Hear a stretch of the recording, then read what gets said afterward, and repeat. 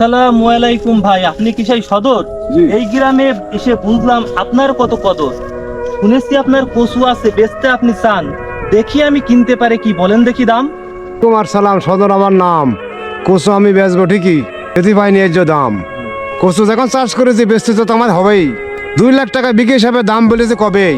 দাম শুনে বাবু মাথা ঘুরছে, চোখে দেখছি কম। আর একটুখানি থাকলে এখানে আমার আটকে যাবে দম। সেই সময় আর নেই গো বাপু, কচু এখন নিচ্ছে না আর বাজারে। লাখ টাকা বাদ দিয়ে বাপু দাম চাও এখন হাজারে। আমার আর পাবা না বাপু, একবার যদি চাই চইলে, তাড়াতাড়ি বেচে ফেলো নইলে বাপু মইলে। 10,000 টাকার বীজ লেগেছে, আর 20,000 টাকা দামের সার। 25,000 টাকা ডিজেল কিনেছি, সেই টাকা পাবে এখনো দোকানদার। তুমি আলো টাকা দিয়েছি ব্রেক থেকে তুলে খিস্তি। বছর আমার জান ভাইলি বাবু কি করে জানা থাকা সমস্তি। 20,000 টাকা বিঘা প্রতি পাবা তুমি দাম। বেচলে পরে যোগাযোগ করে সাজু ব্যাপারী আমার নাম। থাম থাম ভাই, কোথায় যাচ্ছিস? তোরা যা করছিস সবই তো দেখছি।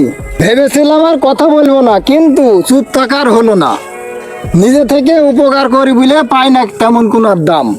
সমাজের কিছু দুষ্টু লোকে দালাল দিয়েছে আমার নাম। কিরাম ব্যবহার করো সবই তো আমি জানি। চলা চলাতে দালালি খাও, লোক মুখে আমি শুনি। এই সদ্রা শালা, চুপ থাক তুই। 2-1 দিনের ভিতরে খালি করতে হবে ভুই। সাদরা, তুই কত নিবি? এই ব্যাপারী, তুই কত দিবি? ফুরিয়ে যাচ্ছে বেলা, আমি যদি চলে যাই বুঝবি তখন ঠেলা। পশু আমি কিনে দেব, আমার কাছে এসো। বেচা কিনার মধ্যে আমার 1000 দিয়ে রেখো।